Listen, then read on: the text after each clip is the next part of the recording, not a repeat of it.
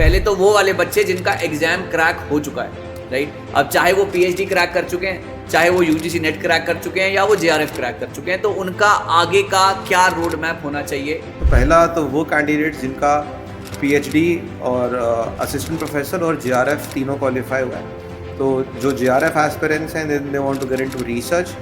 दूसरा जिनका assistant professor qualify हुआ अलॉन्ग विद पीएचडी, उनके पास दोनों ऑप्शंस हैं। अगर वो पीएचडी क्वालिफाइड नहीं है तो पीएचडी के लिए एनरोल कर सकते हैं, साथ में यूनिवर्सिटीज़ या कॉलेजेस में for an assistant professor job वो अप्लाई कर सकते हैं। और तीसरा जिनका केवल पीएचडी क्लियर हुआ है, तो उनके पास करियर पाथ को लेकर जो ऑप्शंस हैं वो हैं कि वो पीएचडी में एनरोल का प्रोसेस अपना फॉलो कर सकते हैं। नमस्कार गाइस, आज मैं निशांत कपूर एक बार फिर से आपका स्वागत करता हूं आपके अपने पीडब्ल्यू यूजीसी नेट में।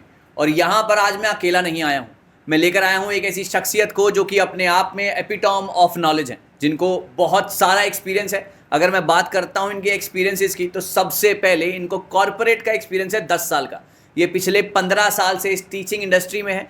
इसके अलावा इनका एक अपना खुद का एक सक्सेसफुल वेंचर भी है जिसका नाम है जेसी अकेडमी, और ये है मैनेजमेंट के फैकल्टी। इनको किसी भी इंट्रोडक्शन की ज़रूरत नहीं है, लेकिन आज ये हमारे साथ आए हैं यहाँ पर अपनी नॉलेज शेयर करने, अपना पूरा का पूरा एक्सपीरियंस शेयर करने। None other than Saurabh Juneja sir. Thank you so much. Welcome sir. और आज आपसे बहुत सारे सवाल जवाब होंगे, वो सारे के सारे जवाब आपको हमें देने हैं जो कि स्टूडेंट ने हमसे पूछे हैं। उन सवालों के जवाब आज हम आपसे लेंगे और देखते हैं कि किस तरीके से आज ये सेशन जाता है और किस तरीके से आज आप एक एक करके स्टूडेंट्स के सारे सवालों के जवाब देते हैं। So over to you sir. Thank you so much for having me over here sir, and I really hope के जितने भी स्टूडेंट्स के क्वेरीज हैं उनको मैं अच्छे से आंसर दे सकूं और जितने भी बच्चों के डाउट्स हैं इस सेशन के बाद वो हम क्लियर कर सकें। बिल्कुल। तो यहाँ पर काफ़ी सारे सवाल थे। अब जैसे कि सौरभ सर आपको पता है कि यूजीसी नेट का रिजल्ट अभी जो काफ़ी बार पहले एग्ज़ाम होता है, फिर उसको कैंसिल कर दिया जाता है, फिर एग्ज़ाम दोबारा होता है और बच्चे काफ़ी सारा इस बार उन्होंने पेन हैंडल किया, पेन को एब्जॉर्ब किया, राइट। सो अब जैसे कि रिजल्ट आ चुका है, अब रिजल्ट आने के बाद यहाँ पर बच्चों ने ना कुछ सवाल ऐसे पूछे हैं कि सर रिजल्ट आने के बाद अब पहले तो वो वाले बच्चे जिनका एग्जाम क्रैक हो चुका है, राइट। अब चाहे वो पीएचडी क्रैक कर चुके हैं, चाहे वो यूजीसी नेट क्रैक कर चुके हैं या वो जेआरएफ क्रैक कर चुके हैं, तो उनका आगे का क्या रोड मैप होना चाहिए, थोड़ा सा बताएं सर। तो ये बार पहली बार ऐसा हुआ है कि इस बार आपका जो एग्जामिनेशन है वो पीएचडी ऑल्सो है। अगर आप इसको पीएचडी के लिए क्लियर करते हैं तो आप एलिजिबल होंगे यूनिवर्सिटीज़ में या कॉलेजेस में पीएचडी के एडमिशन के लिए, तो आपका प्रोसेस ज़्यादा इजी हो जाएगा।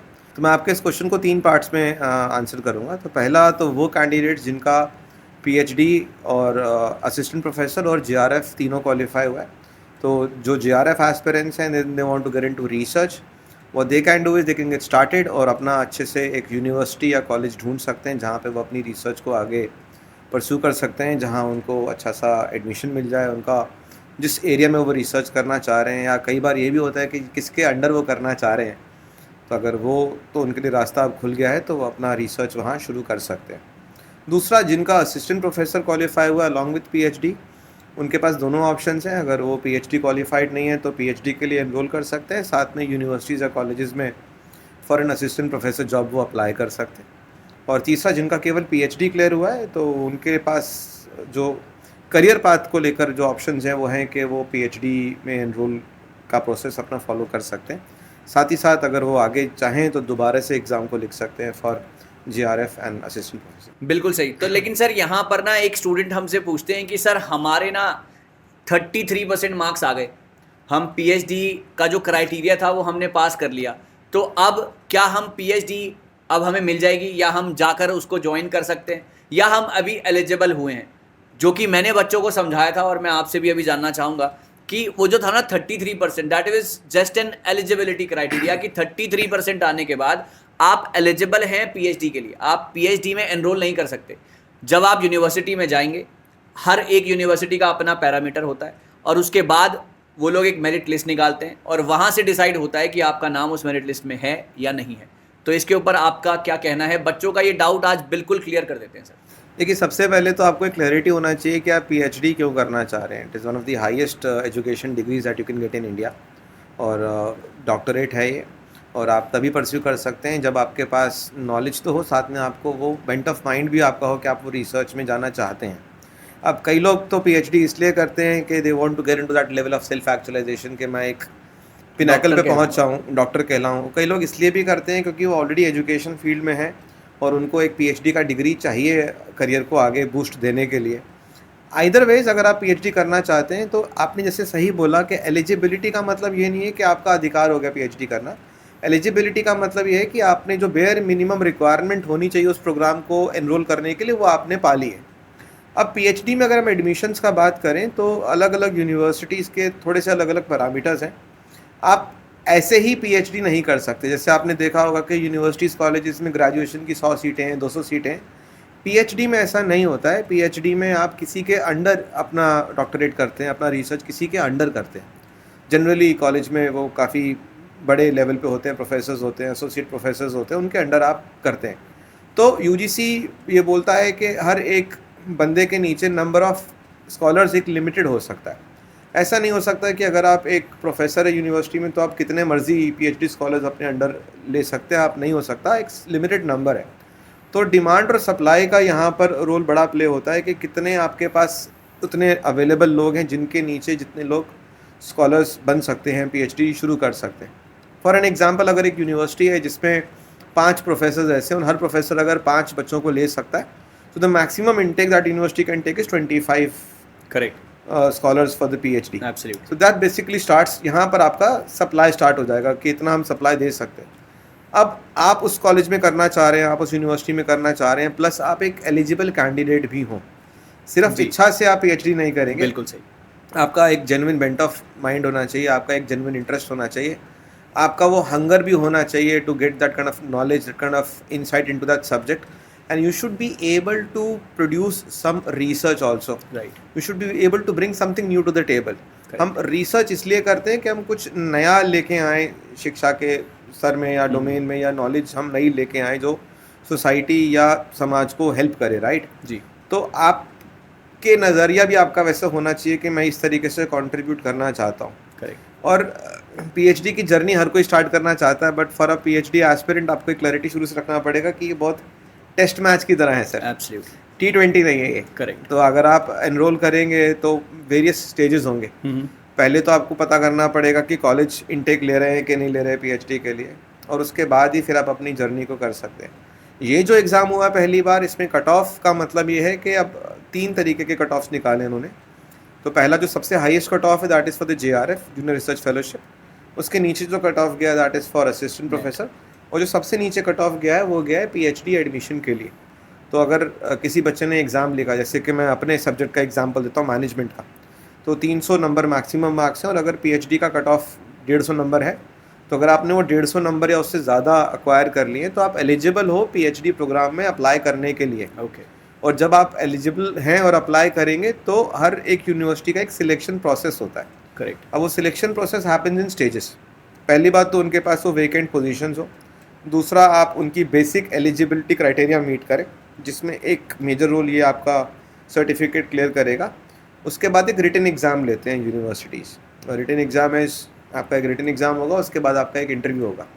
तो ये जो आपका एलिजिबिलिटी है, अगर आप पीएचडी क्वालिफाई कर जाते हैं तो आपका जो रिटन एग्ज़ाम है आपका ये एग्जेम्प्ट हो जाएगा। आप सीधा इंटरव्यू देंगे और अपना रिसर्च का टॉपिक शेयर करेंगे और they will give you admission. तो जैसा कि सर ने बताया कि ये सिर्फ एक एलिजिबिलिटी क्राइटेरिया है, उसके बाद एक प्रॉपर प्रोसेस है जिसके बाद आप पीएचडी में एडमिशन ले सकते हैं। हर एक यूनिवर्सिटी अपने पैरामीटर्स सेट करती है एडमिशन के लिए। बिल्कुल सही है। अब सर अगली चीज़, अभी हम उन्हीं के ऊपर हैं जिन्होंने एग्ज़ाम को क्रैक किया है। अभी हम दूसरा स्फेयर तब पकड़ेंगे कि जब जिन्होंने क्रैक नहीं किया है या जो भी पहला अटेम्प्ट देने वाले हैं। सर ये तो हो गई पीएचडी की बात कि पीएचडी जिनको करना है, जिनकी एलिजिबिलिटी है, कैसे उनका पूरा का पूरा आगे का रास्ता होने वाला है। अच्छा, अब सर जिन्होंने नेट कर लिया है, अब नेट करने वालों का अक्सर एक ये क्वेश्चन है, और आज मैं direct from the horse's mouth ये सुनना चाहूँगा कि बच्चों के जवाब हम यहाँ पर देना चाहते हैं कि सर अगर आपका एक बार नेट हो जाता है सो उसके बाद आपको असिस्टेंट प्रोफेसर बनने में, हिंदुस्तान का असिस्टेंट प्रोफेसर बनने में आपको कितनी तकलीफ़ें आती हैं, या ये जर्नी बहुत ज़्यादा स्मूथ है? इसमें एपीआई का कितना बड़ा हाथ होता है, और कितना आपका पर्सनल आउटलुक है, और किस तरीके के आप इंसान हैं? क्या क्या चीज़ें मैटर करती हैं जब आप एक असिस्टेंट प्रोफेसरशिप के लिए किसी कॉलेज के दरवाजे पर जाते हैं? देखिए, यहाँ पर भी depends on where you are applying for. A lot of private colleges and universities might be welcoming students जिनका सिर्फ UGC नेट क्वालिफाइड है, और उनका पीएचडी नहीं भी अगर है तो भी वो उनको ले लेंगे as an assistant professor, because सबसे पहले असिस्टेंट प्रोफेसर की तरह शुरू करते हैं, and then you move up the ladder, फिर आप एसोसिएट प्रोफेसर, फिर आप प्रोफेसर बनते हैं। तो you can start up as an assistant professor, but generally जो गवर्नमेंट यूनिवर्सिटीज़ हैं, गवर्नमेंट कॉलेजेस हैं, चूँकि बेरोज़गारी हिंदुस्तान में है, अनएम्प्लॉयमेंट है, तो बहुत सारे लोग ऑलरेडी लाइन में आपसे आगे खड़े हुए हैं। लेकिन अगर प्राइवेट कॉलेजेस में आप जाएं तो बिल्कुल आप यूजीसी नेट के स्कोर को लेके as an assistant manager apply कर सकते हैं, and you can get a good starting over there. Sir API score का कितना बड़ा रोल रहता है इसमें, that is academic performance indicator, इसका कितना बड़ा रोल है एक यूजीसी नेट किए हुए बंदे को जो कि असिस्टेंट प्रोफेसरशिप के लिए जाना चाहता है? सर एपीआई जनरली जो गवर्नमेंट इंस्टीट्यूशंस होते हैं उनका एक गाइडलाइन होता है जो उनको फॉलो करना होता है when they recruiting anybody, because they have to keep the recruitment process as transparent as possible. So the API indicators are one criteria which basically helps them keep a transparency. Right. कल को कोई पूछ ले कि किस basis में आपने इनका सिलेक्शन करा, काइंड ऑफ अ बेंचमार्क जब एक रखा जाएगा उसके बाद जो है आपका बाकी की सारी चीजें। So suppose there is one position vacant and there are 5 candidates, all of them have different API scores. So obviously the weightage would be given to somebody जिसका API score ज़्यादा है. But all said and done, API score is not the only criteria that is being measured. Right. आपका work experience कितना है, आपका interview कैसा जाता है, आपके communication skills कितने, everything adds on. बिल्कुल। और अगर आप API score को भी ध्यान से देखोगे तो उसमें भी बहुत सारी चीज़ें पहले से ही अलग हैं। आपका रिसर्च में आपने कितना कंट्रीब्यूट किया, आप कितना कॉन्फिडेंट हैं, आपने क्या कुछ नया इंट्रोड्यूस करा, तो काफ़ी सारी चीज़ें already it comprises. Private universities and colleges will be keeping a healthy balance between your API score, your personality and your experience. Right. And then again एक चीज़ और भी मैटर करती है कि आप क्या पढ़ाने जा रहे हैं. Absolutely. ऐसे अगर आप मैनेजमेंट के फैकल्टी हैं तो कॉर्पोरेट एक्सपीरियंस एड्स ऑन. बिल्कुल. बट अगर आप किसी सब्जेक्ट को लेके पढ़ा रहे हैं, जैसे कि आप बायोलॉजी पढ़ा रहे हैं, साइंस सब्जेक्ट पढ़ा रहे हैं, तो वहाँ पे आपका रिसर्च का कॉन्ट्रीब्यूशन आ जाता है, so on and so fourth. ठीक है, यहाँ पर सर ने आपको बताया कि अगर आप पीएचडी के लिए आए हैं तो आपको कैसे पीएचडी का रास्ता चुनना है, अगर आप यूजीसी नेट आपने क्रैक किया है तो कैसे आप यूजीसी नेट के तरीके से आप आगे जा सकते हैं असिस्टेंट प्रोफेसरशिप में. अब सर जीआरएफ इस बार जैसा कि हम जानते हैं कि कट ऑफ बिल्कुल ही एक स्काई हाई यहाँ पर हुआ है, इतना ज़्यादा ज़बरदस्त ऊपर गया है कट ऑफ. तो सर कट ऑफ का ऊपर जाना one question of the students की क्यों ऐसा हुआ या क्या हर बार ऐसा होगा. दूसरी चीज़ सर यहाँ पर स्टूडेंट्स ये पूछते हैं कि जीआरएफ करने के बाद हमारे पास कितने करियर अपॉर्चुनिटीज़ खुल जाते हैं. जीआरएफ आप समझिए कि आप हिंदुस्तान के बहुत ही कम मेधावी छात्रों में आप ऑलरेडी आ गए. बिल्कुल. आपका नाम हिंदुस्तान के सबसे ज़्यादा मेधावी छात्रों में शुमार हो गया अगर आप जीआरएफ क्लियर करते हैं तो. बिल्कुल. कट ऑफ की पहले बात कर लेते हैं सर. तो रीज़न बीइंग के उस दिन आप और मैं भी डिस्कस कर रहे थे कि ज़्यादातर सब्जेक्ट्स का कट ऑफ ऊपर पुशअप हुआ है. बिल्कुल.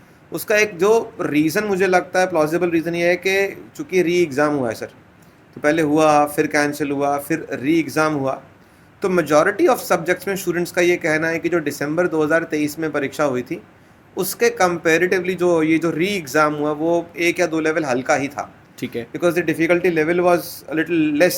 Right. जाहिर सी बात है students will tend to score more. Right. Another reason is because it was a re exam. तो एब्सोल्युटली. बच्चे भरे हुए बैठे थे कि भाई इस बार तो हम दोबारा दे रहे हैं तो और अच्छे से तैयारी करेंगे. तो those 2 things have contributed towards increasing the GRF cut offs. But ऐसा कोई नियम कानून या कोई पैटर्न नहीं है कि हम बोलेंगे कि अगले बार इससे और ज़्यादा ही जाएगा. राइट. या कट ऑफ अब ज़्यादा ही रहने वाला है. ऐसा कोई पैटर्न हम ऑब्जर्व नहीं करते हैं. राइट. अगर आप पिछले 7-8 साल का डेटा देखेंगे तो आपको फ्लक्चुएशन दिखेगा. और मुझे लगता है कि अगर एनटीए अपना काम अच्छे से करेगा, अच्छे तरीके से क्वेश्चन पेपर डिज़ाइन करेगा, keep a healthy balance between the questions, right, तो जीआरएफ का कट ऑफ कम भी जा सकता है. इट इज नो सरप्राइजिंग नहीं होगा. Depending upon the difficulty of the exam and depending Yes. Upon the transparency and the legality of the exam कि किस तरीके से एग्जाम होता है. जैसे कि इस बार हमने बहुत सारी चीज़ें यहाँ पर देखी जो कि नहीं होनी चाहिए थी लेकिन हुई. उस वजह से भी ये कहीं ना कहीं रीज़न हो सकता है कि पेपर थोड़ा सा आसान सेट हुआ, फिर स्टूडेंट्स बहुत ज़्यादा ओवरली प्रिपेयर्ड थे जैसा कि आपने जैसा कहा. कि मेरे सब्जेक्ट में केस स्टडीज आती हैं 2, Right. पेपर 2 में 10 क्वेश्चंस आते हैं. और क्वेश्चंस में भी आपने statement 1 statement 2 type Right, questions right, आते हैं. right. आर्ग्यूमेंट अजम्पशन रीजन वाले क्वेश्चंस आते हैं. वो क्वेश्चंस कम देखने को मिले. जी जी. और the difficulty level is gone down. Challenging उतना नहीं था इस बार जितना कि होना चाहिए. कुछ क्वेश्चंस तो बहुत ही ऑब्वियस थे. राइट. और कुछ क्वेश्चंस जो एग्जाम ड्रॉप हुआ है हाँ जी. वो भी रिपीट हुए हैं कुछ सब्जेक्ट्स में. ओके. तो उसका भी बेनिफिट है. राइट. अगर 4-5 क्वेश्चंस रिपीट हो गए और कुछ क्वेश्चंस चैलेंज किए और वो ड्रॉप कर दिए, या मिस्टेक था उसमें, तो वो भी मार्क्स अवॉर्डेड हुए हैं बच्चों को, तो हो सकता है वो भी रीज़न रहा। बिल्कुल। तो ये तो सर जवाब हो गया कि डिफ़िकल्टी लेवल और हाई कट ऑफ का। अब जेआरएफ मेधावी छात्र जैसा कि आपने कोट किया, अब उनके लिए कौन कौन से रास्ते खुल जाते हैं आगे जब वो जेआरएफ कर लेते हैं? तो सबसे पहला तो वो है कि अपना रिसर्च को आगे परस्यू कर सकते हैं, और रिसर्च के लिए अब क्योंकि आप जेआरएफ क्वालिफाइड हैं, तो कोई भी अच्छा यूनिवर्सिटी आपको बिल्कुल एकदम ओपन हैंड्स लेगा कि भाई आ जाओ हमारे यहाँ, आप रिसर्च कर लीजिए। राइट।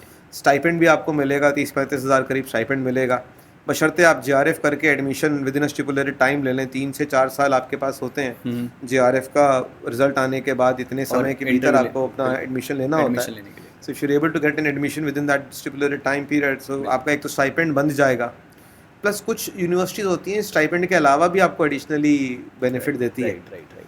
तो अगर आप मैनेज कर सकते हैं ऐसी यूनिवर्सिटीज़ में एंट्री का, तो आपका पहली बात तो जो फाइनेंशियल एस्पेक्ट है वो काफ़ी हद तक एड्रेस हो जाएगा।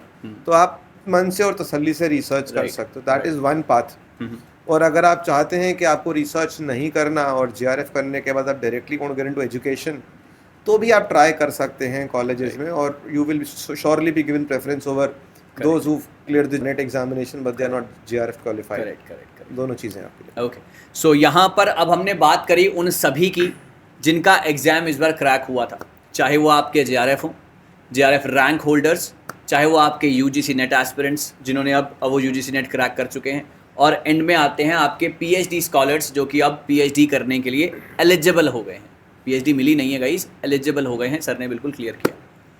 अब हम चलते हैं दूसरी तरफ जिनका एग्ज़ाम इस बार क्रैक नहीं हो पाया, कि कोई भी रीजंस हो सकते हैं, शायद वो उतने अच्छे से प्रिपेयर नहीं थे, शायद वो अपने सेंटर्स पर टाइमली नहीं पहुंच पाए, या वो उतना ज़्यादा टाइम मैनेजमेंट नहीं कर पाए, या कुछ भी रीजंस हो सकते हैं। अल्टीमेटली उनके नाम के आगे अभी कुछ भी असिस्टेंट प्रोफेसर या पीएचडी या जेआरएफ नहीं लिखा हुआ है।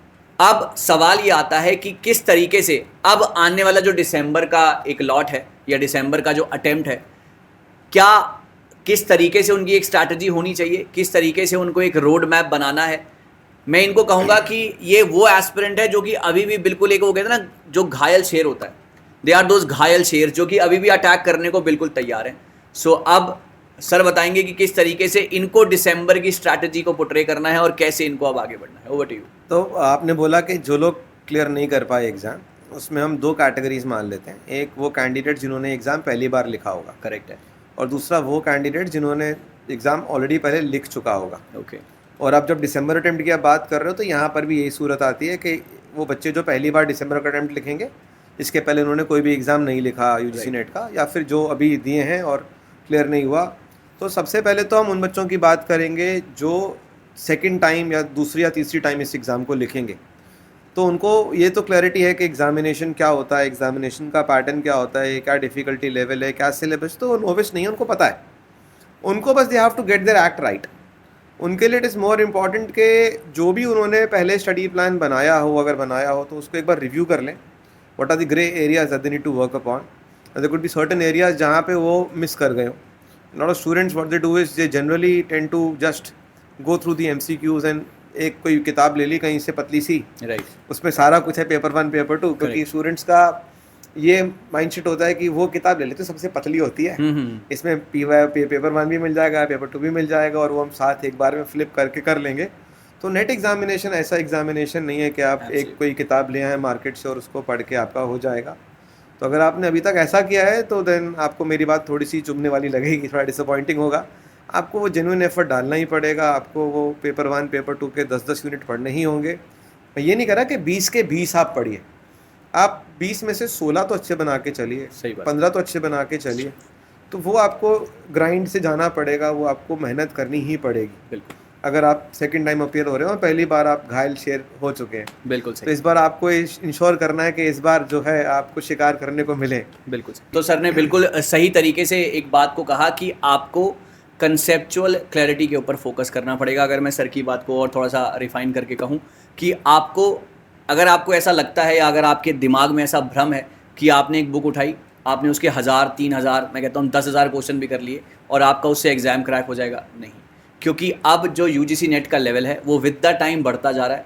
कहीं ना कहीं वो सर यूपीएससी को टच करता हुआ आपने लेवल देखा होगा, क्योंकि पहले सवाल आता था एक statement, 4 options and you need to mark it right and you just go through. लेकिन अभी ऐसा नहीं है, अभी आपको एक स्टेटमेंट दी होती है, उसके नीचे 4 ऑप्शंस दिए होते हैं, उसके नीचे आपको बताना होता है ए और बी ठीक है, बी और सी ठीक है, सी और डी ठीक है या सारे ठीक है।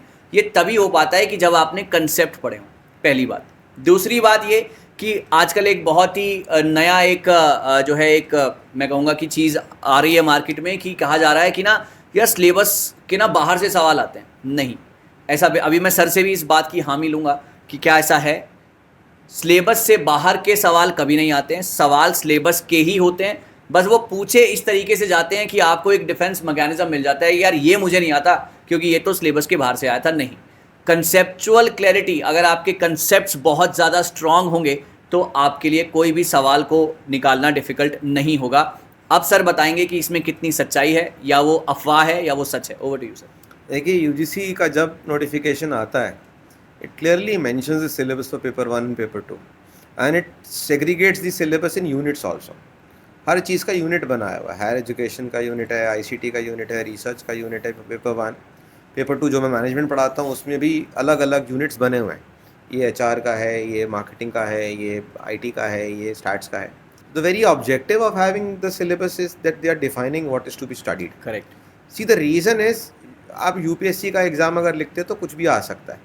आप यहाँ पर ये एग्ज़ाम इसलिए क्लियर कर रहे हैं क्योंकि आप एक अकेडमिशियन बनना चाह रहे हैं और आप यूजीसी के डिफाइंड दायरे के अंदर ही पढ़ाएंगे, तो सिलेबस तो डिफाइंड है। राइट। पूछने का तरीका ज़रूर चेंज हो सकता है, बल्कि होना भी चाहिए। होना भी चाहिए। अब अगर एक ही ए फॉर एप्पल ही पूछते रहेंगे तो ए फॉर एरोप्लेन की बारी कब आएगी? सही बात है। तो अब आप कहेंगे कि नहीं, मैंने तो ए फॉर एप्पल पढ़ा है तो मेरे से एप्पल ही पूछो, तो वो तो फिर स्तर को घटाने वाली बात होगी। अगर आपने ए फॉर एप्पल पढ़ा है तो फिर आप हिंदुस्तान का असिस्टेंट प्रोफेसर बनने का सपना नहीं देख सकते। आपको सब कुछ पढ़ना पड़ेगा। ए फॉर एप्पल भी होता है, ए फॉर एरोप्लेन भी होता है। That is very right. और आपकी एजुकेशन तो ए फॉर एवोकाडो तक पहुंच गई है। एवोकाडो तक पहुंच गई है क्योंकि आप ऑलरेडी मास्टर्स कर चुके हैं। Yes. अब आप एक्सपेक्ट ये करते हैं कि आप मास्टर्स कर चुके हैं लेकिन वो आपसे 12th के क्वेश्चन पूछें या 11th के क्वेश्चन पूछें, तो that doesn't make sense, because their orientation is also towards research. Absolutely. And research by itself means that you're trying to find out something which has been hidden so far, which has not been observed so far. Right. So they want you to dig down into areas wherein you will have to put in an effort to find out new information. अब ऊपर से सिर्फ questions करके या सिर्फ कुछ previous years लगा के नहीं बात बनेगी गाइज। आपको डाइव इन करना ही पड़ेगा, जैसे कि सर ने बताया, आपको कंसेप्ट्स को सीखना ही पड़ेगा, आपको उसकी नब्ज पकड़नी ही पड़ेगी। वो क्या पूछना चाहता है, वो आपको क्या बनाना चाहता है, आप ये समझिए। आपकी कोई क्लरिकल जॉब नहीं लगने वाली है इसके बाद, आपकी द असिस्टेंट प्रोफेसर लगने वाली है, आपके नाम के आगे लगने वाला है। तो उसके लिए आपको, वो कहते हैं ना कि जितनी शक्कर डालेंगे उतनी चाय मीठी बनेगी, तो जितनी मेहनत करेंगे उतना रिजल्ट बढ़िया आएगा। तो मेहनत तो करनी ही पड़ेगी। मेरे इंस्टीट्यूट में जब मैं बच्चों को पढ़ाता हूँ तो मैं यही बात बोलता हूँ कि ये एक ऐसा एग्जाम है जिसको पढ़ने के बाद आप अपनी एकेडमिक्स की जर्नी स्टार्ट कर रहे हो, खत्म नहीं कर रहे हो। राइट। क्योंकि अभी तो आपने नॉलेज एक्वायर कर ली, आगे जाके चाहे आप रिसर्च में जाएं, चाहे आप एज एन असिस्टेंट प्रोफेसर जाएं, तो आपको या तो खुद और पढ़ना होगा, राइट, या आपको पढ़ के पढ़ाना होगा। अल्टीमेटली पढ़ना तो आपको होगा ही। करेक्ट। सो ये एक बहुत अच्छा प्लेटफॉर्म है। जब आप इस एग्जाम को क्लियर करने का कोशिश करते हो तो उसी जर्नी में आप इतना कुछ सीख लेते हो, इतनी नॉलेज आप एक्वायर कर लेते हो, ताकि बाकी बाद की जर्नी आपकी उतनी ईजी हो जाती है। You should see it that way. This is not the destination, this is the starting of your next journey. बिल्कुल सही। तो अगर आप अभी से ही इस चीज़ को माइंडसेट लेके चलेंगे कि मुझे अच्छे से पढ़ना है, मुझे अपना एकेडमिक बेंट ऑफ माइंड और शार्पन करना है, मेरे को अपनी नॉलेज को और स्किल्स को और होन करना है, तो फिर ये चीज़ आपको आगे किसी भी चैलेंज को फेस करने में बहुत हेल्प करेगी।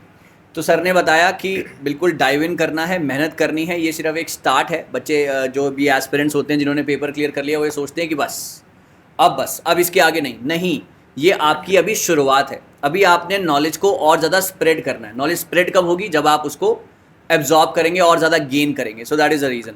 अच्छा, तो ये तो हो गया कि किस तरीके से। अब दूसरी बात सर, पेपर 1 एंड पेपर 2 दो अलग अलग चीज़ें हैं। पेपर 2 कहीं ना कहीं फेमिलियर होते हैं बच्चे, ये बात आप भी अग्री करेंगे। हालांकि वो यूजीसी नेट में आके बहुत ज़्यादा वास्ट ज़रूर हो जाता है, आई एग्री विद दैट। लेकिन बात ये है कि पेपर 2 कहीं ना कहीं मास्टर्स में पढ़ा है, कहीं ना कहीं उसका इल्म है कि हाँ ये होता है मैनेजमेंट में या ये होता है कॉमर्स में। लेकिन पेपर 1, मैं इसको हमेशा कहता हूँ किंग मेकर। आपको राजा से रंक बना दे या रंक से राजा बना दे, है ना, कुछ भी आपको कर सकता है ये। तो अब आप अपनी राय पेपर 1 और पेपर 2 इंडिविजुअली कैसे मैनेज करना चाहिए और क्या अप्रोच होनी चाहिए, ओवर टू यू सर। पहले क्या होता था सर कि पेपर 1 पेपर 2 आप दो अलग अलग विंडोज़ खुलते थे कंप्यूटर में। पहले पेपर 1 होता था, फिर वो विंडो बंद होता था, फिर पेपर 2 होता था और दोनों के अलग अलग स्पेसिफिक टाइम होता था। बट अभी कुछ समय से क्या कर दिया है कि आपको एक कॉम्पोजिट टाइम मिलेगा 3 आवर्स का और 150 क्वेश्चन आपके सामने आएंगे। 50 क्वेश्चन पेपर 1 के होंगे, 100 क्वेश्चन आपके पेपर 2 के होंगे। एवरी क्वेश्चन कैरीज 2 मार्क्स, तो 300 मार्क्स आपके बन गए। अब पेपर 1 इसलिए भी इम्पॉर्टेंट है क्योंकि पेपर 1 इकलौता ऐसा पेपर है जिसको आप बहुत जल्दी और बहुत अच्छे मार्क्स इसमें आप गेन कर सकते हो। मैं अपना एक्सपीरियंस बता रहा हूँ सर। तो जब मैंने ये एग्ज़ाम लिखा था तो उस समय अलग अलग समय था। 1 घंटा पेपर 1 का मिलता था, 2 घंटे पेपर 2 के मिलते थे। तो पेपर 1 मेरा सर 35-40 मिनट्स में हो गया था पूरा। रीज़न बीइंग क्योंकि मेरा होल्ड उस टॉपिक पे बहुत अच्छा था। अगर आप लोग ऐसा कर सकते हैं स्टूडेंट्स क्योंकि पेपर 1 अगर सिस्टमेटिकली पढ़ा जाए तो पेपर 1 में बहुत वेरिएशंस नहीं होते। Right sir. एक स्ट्रक्चर डिसाइडेड है, एक नंबर ऑफ क्वेश्चंस किस यूनिट से कितना है डिसाइडेड है, मोर और लेस।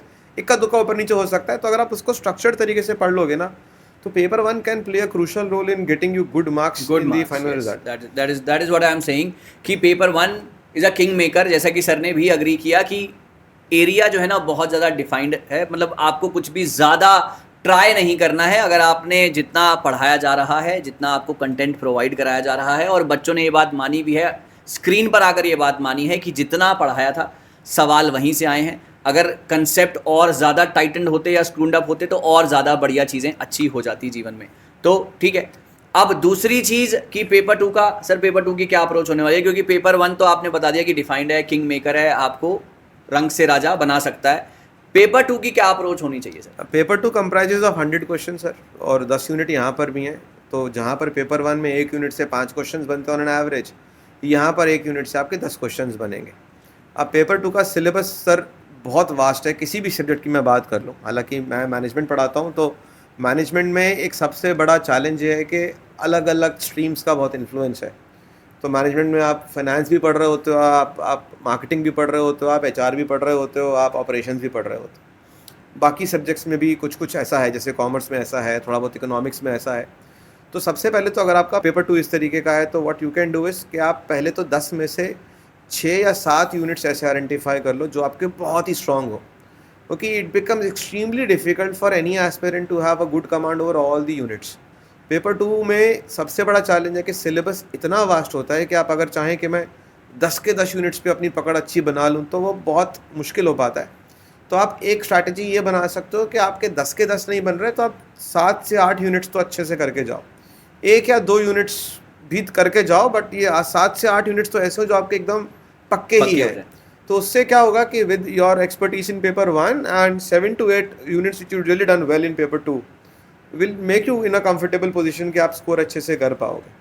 सही। तो पेपर 2 के लिए तो थोड़ा सा आपको मेटिकुलसली प्लान करना पड़ेगा, एक स्टडी प्लान बनाना पड़ेगा और आपको नोट्स भी तैयार करने पड़ेंगे। सर ने ना एक बात बहुत अच्छी कही कि हमेशा ना हार्ड वर्क से काम नहीं चलता, कभी कभार स्मार्ट वर्क भी करना पड़ता है। आप हमेशा ये कोशिश करें कि मैं 10 की 10 यूनिट पढ़ जाऊं पेपर 2 की और मैं कुछ अलग ही कर जाऊं, ऐसा नहीं है। अगर आप कर सकते हैं that's a very good thing, उसमें कोई मनाही नहीं है। लेकिन अगर आप एक पैटर्न से चलना चाहते हैं तो अगर आप 8 यूनिट है ना, 10 यूनिट इसकी पेपर 1 की और 8 यूनिट अगर आप बहुत अच्छे से कर लेते हैं पेपर 2 की, तो पूरे चांसेस हैं कि आप आने वाले समय में JRF बन सकते। See, because for majority of the subjects, even the cutoff for JRF is at most 75%. Right. So it hardly goes beyond 75%, right? तो अगर आप 75% पे आप JRF ही पा ले रहे हो तो आप खुद समझ सकते हो कि क्या चैलेंज है क्वेश्चन को लेकर। Right. Exceptions are already there. हो सकता है कुछ बच्चों का 10 के 10 यूनिट पे कमांड अच्छा हो, बट चूंकि हम ये पॉडकास्ट कर रहे हैं, हम ये डिस्कशन कर रहे हैं, so I want maximum number of students to benefit from my inputs. Right. तो 10 के 10 कर पाना मुझे नहीं लगता कि एक प्रैक्टिकल सलाह होगी मेरी तरफ से। 10 में से 8 तो आप कर ही सकते हैं। एब्सोल्युटली। तो 10 में से 8 तो आप कर ही सकते हैं। करने में 10 के 10 भी बुरा नहीं है या मना नहीं है, लेकिन अगर आप पैटर्न से चलें और अगर आप पॉजिटिव इंटेंट से चलें तो 8 को इतना स्ट्रांग कर लीजिए कि उससे अगर कोई क्वेश्चन आए तो आपसे मिस ना हो, ये सर कहना चाहते हैं। अच्छा, दूसरी बात सर, यहाँ पर ना एक बच्चा हर बार ये सवाल पूछता है कि सर कितने मिनिमम नंबर, क्योंकि ना हमेशा फोकस रहता है मिनिमम नंबर कितने आ जाएं या कितना कम से कम पढ़ लें कि हम पास हो जाएं सर। So what you. एक बड़ा इंटरेस्टिंग किस्सा, एक बार मैं क्लास ले रहा था जी, तो स्टूडेंट ने मुझसे यही बात पूछी। मैंने कहा एक बात बता यार, अगर तेरे को ओलंपिक्स में, नीरज चोपड़ा को ओलंपिक्स में गोल्ड मेडल चाहिए तो वो कितना दूर भाला फेंके कि he should get a gold, right? तो पिछली बार को ओलंपिक्स का रिकॉर्ड दिमाग में रख के लेके जा तो क्या इस बार बना लेगा? राइट। तो बोला नहीं सर, अब ये तो कोई गारंटी नहीं है ना। पिछली बार मान लीजिए 95 मीटर्स तक गया और इस बार उसने अगर 94 मीटर्स फेंका और कोई भी 94 मीटर्स नहीं फेंक पाए तो will still be able to manage a gold medal there. Right. तो कॉम्पिटिटिव एग्जाम्स में हम कोई बेंचमार्क या कोई एक नंबर सेट नहीं कर सकते, बट क्योंकि बच्चों को कई बार नंबर चाहिए होता है तो यहाँ पे हम 2 स्ट्रैटेजीज अपना सकते हैं। पहला स्ट्रैटेजी तो है कि आप पिछले 3-4 साल का एवरेज ले लो और उस एवरेज के ऊपर 2-3% का मार्कअप रख ले, उसको एक बेंचमार्क मार के तैयारी कर लो। राइट। फॉर एग्जांपल अगर आप जीआरएफ टारगेट कर रहे हैं और आपका 70% आपका एवरेज गया फॉर द लास्ट 3 इयर्स, तो आप 73-74 को आप एक पैक करके उसके अराउंड आप अपनी मेहनत करना शुरू कर सकते हो। दूसरा तरीका है कि आप जब मॉक टेस्ट लिखते हो तो हर मॉक टेस्ट में, अच्छे प्लेटफॉर्म से हर मॉक टेस्ट में आपको एक रैंक मिलेगी और आपको एक परसेंटाइल मिला होगा। पेपर 1 में बच्चे पढ़ते होंगे सर, तो परसेंटाइल से वाकिफ होंगे। करेक्ट। तो अगर मान लीजिए कि आपके साथ वो 1000 बच्चों ने पेपर लिखा तो आपकी रैंक अगर कंसिस्टेंटली 85% या 90% बच्चों या उनके ऊपर आ रही है, जैसे कि अगर 1000 बच्चों ने पेपर लिखा तो आपकी रैंक अगर 100 के अंदर आ रही है, राइट, तो आप 90 परसेंटाइल के ऊपर चले गए या आपका रैंक जो है टॉप के 10% में आ रहा है। So you should aim at improving that rank and percentile. So over a period of time, जैसे आपका प्रिपरेशन 2 महीने गया, 3 महीने गया, so you should aim at improving that percentile gradually. And if you're able to hit somewhere around 95 or above, then you can be sure that you're on the right track. मतलब आपका निकल जाएगा exam. तो sir का कहना है कि minimum आप मतलब हमेशा ही कि ना आप ज़्यादा का टारगेट करेंगे ना तो आप कहीं पर सेटल हो जाएंगे, लेकिन आप टारगेट ही आपने 60% किया है और रिजल्ट ही 62% आ गया तो क्या किया आपने?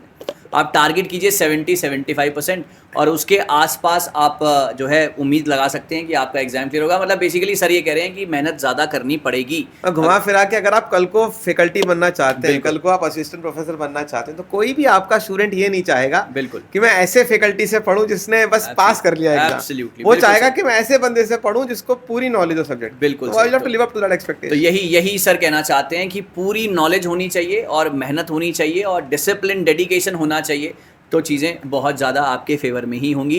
टारगेट ऊंचा बना के चलिएगा तभी कहीं ना कहीं जाकर सेटल हो जाएंगे। टारगेट ही कम रखेंगे तो सेटलमेंट होना बड़ा मुश्किल है।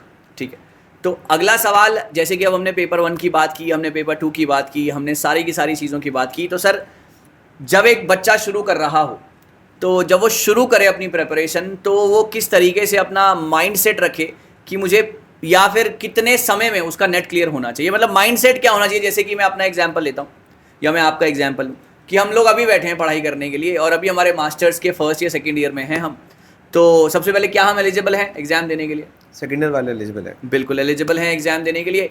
दूसरी बात, जब हम एलिजिबल हैं एग्ज़ाम देने के लिए, हमने सोच लिया है कि अब हम एग्ज़ाम देंगे, तो हमारी क्या स्ट्रैटेजी होनी चाहिए कि पहली ही बारी में एग्ज़ाम निकल जाए या कितने अटेम्प्ट में एग्ज़ाम निकल जाता है? Sir over to you. Two things are very important. Number one is to be fully aware of the syllabus. The very first prerequisite is that you should be knowing your syllabus inside out. तो आप सबसे पहले तो syllabus को चस्पा लीजिए अपने सामने, stick it in front of you and go through the syllabus in detail for paper 1 and paper 2 both. You should be completely aware of के unit wise क्या breakup है और syllabus आपकी आंखों के सामने होना चाहिए, आपको syllabus का पूरा ज्ञान होना चाहिए। दूसरा prerequisite is you should be knowing yourself also. अब मेरी खुद की काबिलियत कितनी है? कई बच्चों को मेमोरी अच्छी होती है, पढ़ के फटाफट याद आ जाता है। कुछ यूनिट्स ऐसे भी हैं जहाँ पे थोड़ा सा मेमोरी इंपॉर्टेंट है। राइट। कई बार ऑथर्स पूछ लेते हैं, प्रोपाउंडर्स पूछ लेते हैं, थ्योरीज पूछ लेते हैं, सीक्वेंस स्टेप्स पूछ लेते हैं और कई बार कंसेप्चुअल नॉलेज के अराउंड क्वेश्चन आते हैं। तो आपको अपने बारे में भी आपको पता होना चाहिए कि आप किस चीज़ में अच्छे हैं। अब ये 2 चीज़ें आपके सामने आ गई, अब आपको मिक्स करना है। अब आपने क्या करना है, अब आपने यूनिट वाइज सब्जेक्ट लेने, टॉपिक्स लेने। जैसे पेपर 1 की बात करूं तो 10 यूनिट आपके होंगे। इसमें से हो सकता है कुछ यूनिट्स ऐसे होंगे जो आप देख के ही बता दोगे कि हाँ ये तो मैंने पढ़ा हुआ है या ये मुझे आता है, मुझे सिर्फ देखना है कि एग्जाम में कैसे क्वेश्चन आते हैं, बी गुड टू गो। तो वो आपके फर्स्ट कैटेगरी ऑफ क्वेश्चन हो गए, इसको मैं फर्स्ट बकेट बोलता हूँ। दूसरा बकेट हो सकता है उन क्वेश्चन का जो आपने सब्जेक्ट पढ़ा हुआ है बट आपने पहले कभी पढ़ा था, आपको पता है इसमें क्या है, आपको पता है इसमें क्या होता है, बट आपको उसको दोबारा से एक बार पढ़ना पड़ेगा जस्ट टू ब्रश अप। वो आपका सेकंड बकेट हो गया। मतलब आप एफर्ट देंगे, टाइम देंगे तो ये भी आप सीख जाएंगे, हो जाएगा आपका।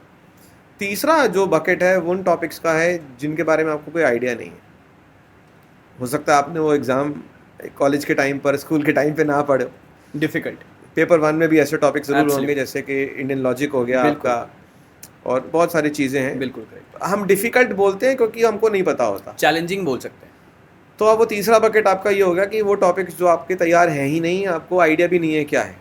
तो पहले तो 3 बकेट आप बना लीजिए और फिर बकेट वाइज आप एक्शन प्लान करिए। जो बकेट 1 में है वहाँ प्रैक्टिस, जो बकेट 2 में है वहाँ थोड़ा सा समय लगा के पढ़कर नोट्स बना के दिन प्रैक्टिस। बकेट 3 में आपको पहले वो चूज़ करने जो आप कर सकते हो। राइट। तो हो सकता है बकेट 3 में से आपको 4, 5, 6 टॉपिक्स ऐसे मिल जाएं जो आप उठा के सीख सकते हो, ईजी होंगे। ईजी होंगे। आपको समय नहीं मिला या आपने स्किप कर दिए, नहीं पढ़ा, लेकिन अब मौका मिल रहा तो आप पढ़ सकते हो। राइट। तो वहाँ से जब आप शुरू करोगे तो आपको जर्नी आराम से आपकी क्लियर हो जाएगी, आप अपना आराम से नेविगेट कर पाएंगे राइट। और आपका खुद का एक तरीके से आपने कस्टमाइज प्लान बना लिया तैयारी करने का। राइट। राइट। उसके बाद it is easy, things will start falling in place. बिल्कुल सही। जिन्होंने जर्नी शुरू करनी है या जिनका पहला अटेम्प्ट फेल हो चुका है या जिनके 2-3 अटेम्प्ट भी फेल हो चुके हैं, अब आप बिल्कुल नए सिरे से शुरुआत कर सकते हैं।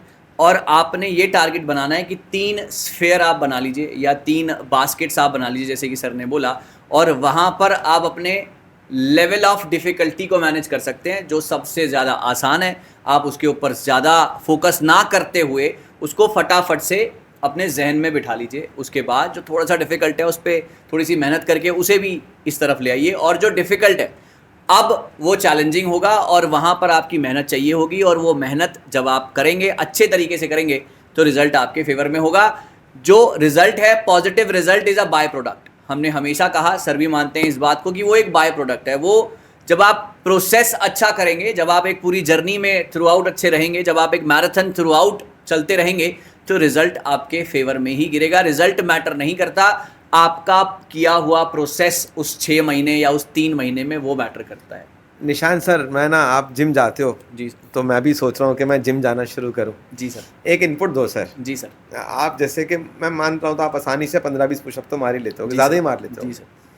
सर जी, अगर मैं आज जिम मैच शुरू करूँ तो जी। क्या मैं आपके जितने पुशअप्स पहले दिन मार पाऊंगा? नहीं सर, मैं शायद 4 या 5 पुशअप के Correct. बाद गिव अप कर दूंगा। Correct sir. तो सर एक बात मैंने बड़ी पिक्यूलर देखी है, बच्चे इसका उल्टा करते हैं। राइट। जब फॉर्म आया, नोटिफिकेशन आया तो मोटिवेशन यहाँ है, करेक्ट। और धीरे धीरे ये डाई डाउन हो जाता है, जबकि बिल्कुल। होना उल्टा चाहिए। बिल्कुल। आप शुरुआत वहां से करो जहां से आप इसको रिटेन कर सको, एब्सोल्युटली। जो आप एफर्ट सस्टेन कर सको, जो आप रेपिटेटिवली आप कर सको बार बार बिल्कुल उसे, और gradually you should add over that. तो एब्सोल्युटली। जैसे मान लो कि आज मैं 5 पुशअप कर रहा हूँ तो कल मैं 6 करूंगा, कल मैं 7 करूंगा, तो होगा क्या, एक तो मैं गिव अप नहीं करूंगा, करेक्ट। ऊपर से I will get the hang of the process. Absolutely. और फिर मेरे को ना लत भी लग जाती है उसको करने की, कि यार yesterday I did 8, I need to do 10 now. सही सही सही। तो वो मोटिवेट्स इटसेल्फ। बिल्कुल। तो जब हम उल्टा करते हैं ना कि शुरू में जोश तो बहुत है, बट वो धीरे धीरे एफर्ट डाई डाउन होता है, तो उससे बेनिफिट नहीं मिलता। बिल्कुल सही। You should start at a place where in you think कि आप इसको सस्टेन कर सकते हो, बिल्कुल सही। And then you gradually build on that. That is the process. Absolutely, that is the process. Sir क्या कहना चाहते हैं कि ना आपको नोटिफिकेशन आने पे ना तो ऐसा करना है, ना ही रिजल्ट लेट होने पे या ही नोटिफिकेशन लेट होने पे ऐसा करना है। आपने हमेशा ऐसा रहना है, स्टेबल रहना है, कंसिस्टेंट रहना है, और उसके बाद आप अपने एफर्ट्स में प्लस या माइनस कर सकते हैं अकॉर्डिंगली, राइट। सो हमेशा प्लस ही करना है बेसिकली। तो कंसिस्टेंट रहना, और रोज़ थोड़ा थोड़ा पढ़, वो कहते हैं ना कि एक दिन में नहीं होगा लेकिन एक दिन ज़रूर होगा, ऑब्वियसली, है ना। वो कहते हैं एक दिन में नहीं होगा लेकिन एक दिन ज़रूर होगा, कि एक दिन में ही आप, जैसे सर ने पुशअप्स का एग्जांपल लिया, तो एक दिन में कंपटीशन नहीं होगा, लेकिन एक दिन ऐसा ज़रूर आएगा जब सर मुझसे compete कर रहे होंगे या आप अपने फेलो एस्पिरेंट से compete कर रहे होंगे और आप उनसे अच्छे मार्क्स मॉक टेस्ट या प्रीवियस ईयर्स में ले रहे होंगे। तो sir mock test previous year से बात उठी है तो अब दूर तक जाएगी। सो इनका कितना बड़ा रोल है सर हमारे एग्ज़ाम को डिफ़ाइन करने में, क्योंकि एक बहुत ही क्रिटिकल पार्ट है, बहुत ही मतलब इसको इनएविटेबल हम इसको कह सकते हैं कि आप इसको अवॉइड करके तो एग्जाम में नहीं जा सकते। तो आपकी क्या अप्रोच है sir, mock test and the previous years, how important they are for a UGC NET aspirant? So जितना समुंदर के अंदर एक लाइट हाउस इंपॉर्टेंट है, उतना ही मॉक टेस्ट और प्रीवियस ईयर क्वेश्चंस का रोल है। बिल्कुल सही। बल्कि इनफैक्ट मैं तो स्टूडेंट्स को यही बोलता हूँ कि तुम अगर अपनी जर्नी शुरू कर रहे हो किसी भी कॉम्पिटिटिव एग्जाम की, तो सबसे पहले उस कॉम्पिटिटिव एग्जाम का एक फुल लेंथ मॉक टेस्ट आप पहले दो, बिना पढ़े, अपनी जर्नी शुरू करने से जस्ट पहले। वो आपका स्टार्टिंग पॉइंट होगा, वो आपको एग्जैक्टली बताएगा कि आप अभी कहाँ पर हो, कहाँ से आपने शुरू करना है। तो सबसे पहले आप अपना प्रिपरेशन का जर्नी ही मॉक टेस्ट से स्टार्ट करिए। एक फुल लेंथ का क्वेश्चन पेपर आप पहले दीजिए, उसको एनालाइज करके you get to have an understanding कि कितना आप तैयार हैं आज की डेट में अगर एग्ज़ाम हो जाए तो। और फिर बेंचमार्क आपको पता ही है कि कितने स्कोर आप या कित परसेंटाइल को आप टारगेट कर रहे हैं, और फिर ग्रेजुअली आप वहाँ से पिकअप कर सकते हैं। तो सबसे पहले तो you have to start with a mock test. उसके बाद सर आपने क्या करना है, आपने धीरे धीरे ग्रेजुअली अपने अटेम्प्ट्स को बढ़ाना है। सबसे पहले आपने कोशिश करनी है कि जब आप अपनी लर्निंग की जर्नी शुरू करें तो हफ्ते में 15 दिन में आप एक मॉक टेस्ट दें, और जैसे जैसे you nearing your examination date तो हफ्ते में 2 या 3 मॉक्स फुल लेंथ आपको देने हैं। बिल्कुल। कम से कम पिछले 5 से 7 साल के प्रीवियस ईयर क्वेश्चंस तो आप लगाएं। राइट। और मॉक टेस्ट लगाने से सर 2-3 चीज़ें होती हैं बहुत ज़्यादा इंपॉर्टेंट। पहला तो आपको सेंस ऑफ टाइम समझ में आता है, you get to learn time management, you also get to understand the question selection techniques.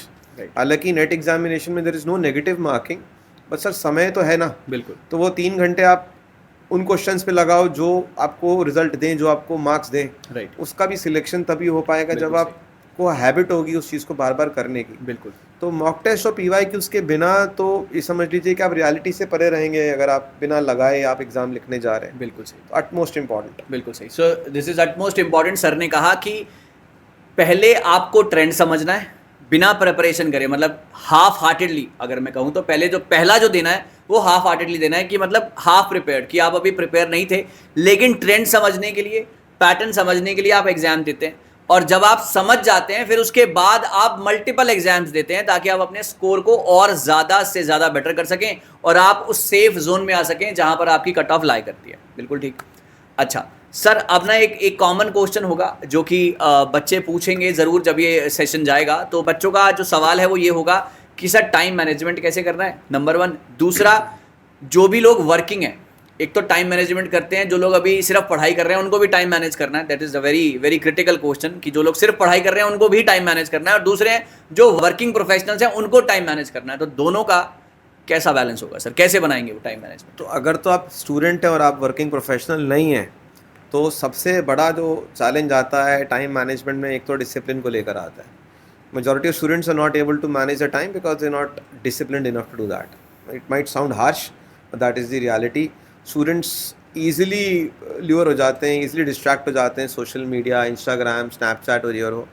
तो मेरा पहला सलाह तो ये है कि अगर आपने कुछ टाइमलाइन या टाइम टेबल बना रखा है कि इस समय मैं बैठ के पढ़ूंगा, तो मोबाइल फ़ोन को आप साइड में कर दीजिए, साइलेंट कर दीजिए, और बेस्ट पॉसिबल है कि जो एप्स एप्लीकेशंस सोशल मीडिया की हैं जो आपको डिस्ट्रैक्ट करती हैं उनको अनइंस्टॉल ही मार दो सर। बिल्कुल सर। लैपटॉप पे देख लो जाके अपना इंस्टा आईडी। नहीं, अपना अगला क्वेश्चन यही आएगा कि सर हम तो फोन पे ही देखते हैं क्लासेस, तो उसके लिए सर ने बताया कि लैपटॉप पे देखो और फोन को अपने साइड रखो। नहीं, मैं क्लासेस की बात नहीं कर रहा। मैं कह रहा हूँ जो आप समय इंस्टाग्राम या एक्स पे या फिर आप फेसबुक पे या बाकी सोशल मीडिया में चैट करने में या बाकी की दुनिया से कम्युनिकेट करने पे, रील्स देखने पे लगाते हो, तो वो आप कॉन्शियसली आपको पता होना चाहिए कि that's eating up your time. Right. तो अगर आप ऐसा नहीं कर सकते तो आप फोन को साइड रखकर लैपटॉप में अपना जो है, अगर आप पढ़ाई की इंटेंट से बैठे हैं तो वो पढ़ाई का इंटेंट ही है, वो जो आपका टाइम है वो पढ़ाई को डिवोट होना चाहिए। अब चाहे वो 2 घंटे हो, 4 घंटे हो, 6 घंटे हो, लेकिन उस समय दीन दुनिया से कट होना जरूरी है। अगर आप YouTube पे भी लेक्चर्स ले रहे हैं, so once you done that, by the time you go to sleep,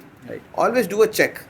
सोने से पहले एक बार अपना YouTube का हिस्ट्री चेक करो कि तुमने पढ़ाई वाले कितने वीडियोस देखे और बाकी का आपने कंटेंट कितना कंज्यूम करा है। तो जब आप रात को सोने से पहले रोज इसको हैबिट बना लोगे कि सोने से पहले मैं एक रिव्यू करूंगा, पढ़ाई का तो मैं करूंगा ही करूंगा, मैंने सोशल मीडिया का कितना उपयोग या दुरुपयोग करा है। बिल्कुल सही। तो वो आप एक बार सोने से पहले चेक करोगे ना, तो आपको समझ में आ जाएगा कि आपका समय कहाँ जा रहा है। बिल्कुल। बच्चे ना अक्सर पूछते हैं कि सर मोटिवेशन नहीं आ रहा, मोटिवेशन नहीं आ रहा। तो जुनेजा सर, मेरे को ना इस पे एक बहुत ही प्यारी सी स्टोरी याद आई है, तो आप बताइएगा कि कैसा है ये। कि मान लीजिए कि ना बहुत ही ज़्यादा हमें भूख लग रही है, मतलब हम ऑलमोस्ट मर जाएंगे अगर हमारे पास अगले 10 सेकंड में खाना नहीं आया। तो जब सर खाना आएगा अगले 10 सेकंड या 20 सेकंड में, तो क्या हमें उस खाना खाने के लिए मोटिवेशन की ज़रूरत है? नहीं चाहिए सर, नहीं चाहिए ना। तो वैसे ही है गाइज आपकी सक्सेस, वैसे ही है आपका UGC नेट का रिजल्ट। आप उसको समझिए कि आप बहुत भूखे हैं सक्सेस के लिए, आपने ज़िंदगी में अभी तक उतना कुछ हासिल नहीं किया है जो कि आप करना चाहते हैं। तो वो जो खाना है ना, वो खाना नहीं है, वो आपकी असिस्टेंट प्रोफेसरशिप है। तो आपको उस तरीके से मेहनत करनी पड़ेगी।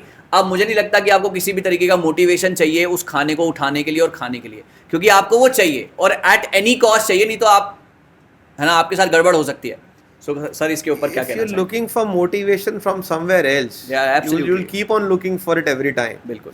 But if you know that the trigger for your motivation is Is within. yourself, within, then I think half the job is already done. Absolutely. तो अगर आप खुद से ही मोटिवेटेड हैं, आपको पता है कि आप ये क्यों कर रहे हो, the purpose, the why is clear to you. Right. Why am I doing this? Why do I need to spend time over this? Why should I basically put in 6 hours, 5 hours, whatsoever? Right. If the why is clear to you, then you don't need motivation. Right.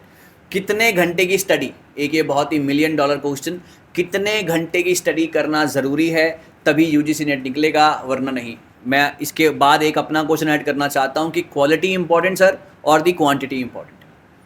तो कितने घंटे की study, देखो वही बात आ गया sir. आपने जब ये क्वेश्चन शुरू किया था तो आपने मुझे बोला था कि वर्किंग प्रोफेशनल्स और स्टूडेंट्स के लिए तो कितने भी घंटे की कर लो कम है, क्योंकि आपके पास ऑब्जेक्टिव ही वही है. वर्किंग प्रोफेशनल्स की अगर मैं बात करूं तो उनको अपना टाइम बहुत ही जुडिशियसली और बहुत ही समझदारी से स्पेंड करना पड़ेगा. वर्किंग प्रोफेशनल्स के संग सबसे बड़ा चैलेंज आता है कि दिन में जब वो काम करते हैं और शाम को जब वो वापस आते हैं तो आपका एनर्जी लेवल ऑटोमेटिक डाउन हो जाता है, तो आप उस समय पढ़ाई नहीं कर सकते. तो वर्किंग प्रोफेशनल्स के लिए तो आई वुड सजेस्ट कि आपको अपने लाइफस्टाइल में चेंजेस करने पड़ेंगे. If you can get up little early in the morning, और सुबह अगर आप 1-2 घंटा पहले दे सकें right before you start your day काम, तो वो आपके लिए बहुत ही ज़्यादा फ्रूटफुल होगा. शाम के 4 घंटे और सुबह के 2 घंटे बराबर होंगे आपके लिए. तो टाइम मैनेजमेंट एक तो वर्किंग प्रोफेशनल्स के लिए ये हो सकता है. जितना ज़्यादा समय निकालें उतना अच्छा है, but quality always wins over quantity. Right. The reason being कि आपके सामने किताब है, आप एक वीडियो को 6 बार देख लें, 10 वीडियोस देख लें, लेकिन अगर आप सोने से पहले रिकॉल ही नहीं कर पा रहे आपने क्या पढ़ा, कितना पढ़ा, तो फिर वो देयर इज नो पॉइंट. बिल्कुल सही. तो अगर आप पढ़ने बैठें तो डिस्ट्रैक्शन फ्री होके पूरे फोकस और अटेंशन के संग बैठें. बिल्कुल सही. You should be attentive. Sir मैंने जब अपना MBA करा था तो मेरा यूनिवर्सिटी में 3rd रैंक था. ओह. And I got 11 distinctions in various subjects in management. I was not a meritorious student. Neither was I a very intelligent student. But I maintained 2 things. The very first thing I did was I maintained a discipline and I was true to myself कि I will not miss a single lecture. Okay. दूसरा, I will stay attentive in every lecture. Okay. So for those 2 years, all those 4 semesters, I made sure that I used to go, sit there on time, whatever was being taught. I used to grasp whatever maximum I could do with undivided attention. Okay. तो अगर आप जब पढ़ रहे हैं और आपका पूरा ध्यान उसी तरफ है जो चीज़ आप पढ़ रहे हैं, तो सर मैं आपको गारंटी से कह रहा हूँ आप ऐसी कोई भी चीज़ नहीं है जो नहीं सीख सकते. Absolutely correct. और अगर आप ये 2 घंटे भी कर पाएँ, 2.5 घंटे भी कर पाएँ, तो सर वो किसी भी क्वांटिटी के ऊपर विन ही करेगी. बिल्कुल सही. तो सर ने जैसा कि बताया कि क्वांटिटी नहीं चाहिए, आपकी क्वालिटी चाहिए. अगर आप क्वालिटी से बैठ सकते हैं, अगर आप क्वालिटी टाइम अपनी पढ़ाई के साथ स्पेंड कर सकते हैं, तो वो दिन दूर नहीं है कि आप हर एक चीज़ हासिल कर सकते हैं, क्योंकि पढ़ाई के बिना तो सर मतलब हर एक चीज़ इनकम्प्लीट है. तो अगर आप पढ़ाई को अपनी क्वालिटी टाइम दे सकते हैं तो पढ़ाई आपको बहुत कुछ देगी. और हो सकता है कि ये होगा कि दिसंबर के जो आप अटेम्प्ट देंगे तो उस समय वो पढ़ाई आपको असिस्टेंट प्रोफेसरशिप भी देगी. सो मुझे उम्मीद है गाइस कि आपको ये सेशन बहुत ज़्यादा पसंद आया होगा. और सौरभ जुनेजा सर जो कि हमारे साथ जुड़े आज, इन्होंने बहुत बढ़िया से आपको एडवाइस दिए जो कि आपको बहुत ज़्यादा काम आएंगे आपके आने वाले समय में. तो सर कुछ फाइनल वर्ड्स हमारे एस्पिरेंट्स के लिए और उसके बाद हम इस सेशन को वाइंड अप करते हैं. मेरा सर इनपुट यही है जाते जाते कि आप लोगों के पास बहुत सारे रिसोर्सेज अब हैं. अब आप ऐसे जनरेशन है जहाँ पे आपके पास रिसोर्सेज की कमी नहीं है, चाहे किताबों की बात हो, वेबसाइट्स की बात हो, प्लेटफॉर्म्स की बात हो, एजुकेटर्स की बात हो. राइट, आपकी जिम्मेदारी यहाँ पर भी है कि आप अच्छे रिसोर्सेज को आइडेंटिफाई करके उनको फॉलो करें. आप लोगों को बस ये ध्यान रखना है कि एक प्रोसेस आपने अगर बना लिया है तो you have to believe in that process, you have to stick to it. और जो भी फैकल्टी, जो भी मेंटोर, जो भी स्टडी मटेरियल आप फॉलो कर रहे हैं उसको स्टिक करिए. बहुत सारी चीज़ों को मत चेस करिए. अगर आपको 1 या 2 मेंटर्स अच्छे समझ में आ जाते हैं पेपर 1 के लिए, पेपर 2 के लिए भी आपको 1-2 मेंटर्स अच्छे समझ में आते हैं, कोई अच्छा प्लेटफॉर्म आपको समझ में आ गया, कोई अच्छी टेस्ट सीरीज़ है, कोई अच्छी बुक जिससे आपको लग रहा है कि आपको लर्निंग आपकी बेटर हो रही है, stick to that and have trust and faith over that thing. और उसको फॉलो करिए डिसिप्लिन के साथ. अपने आप ही रिजल्ट आपके पास आएगा. और इम्पेशेंस मत खोइए, क्योंकि सर आजकल बच्चे पेशेंस बड़ी जल्दी खो देते हैं. करेक्ट, कि उनको मतलब ना ओवरनाइट सक्सेस चाहिए. तो ओवरनाइट सक्सेस नहीं मिलती, क्योंकि ये स्टडी है, जो ये पैटर्न है ना, ये एक मैराथन है. आपको हर रोज़ थोड़ा ट्राई करना पड़ेगा, तभी आप डेस्टिनेशन पर पहुंचेंगे और तभी आप सक्सेस को अचीव कर पाएंगे. That's it. So thank you so very much guys. मुझे उम्मीद है कि आपको ये सेशन पसंद आया होगा. ऐसे और सेशंस के लिए PW UGC नेट के साथ जुड़े रहिए.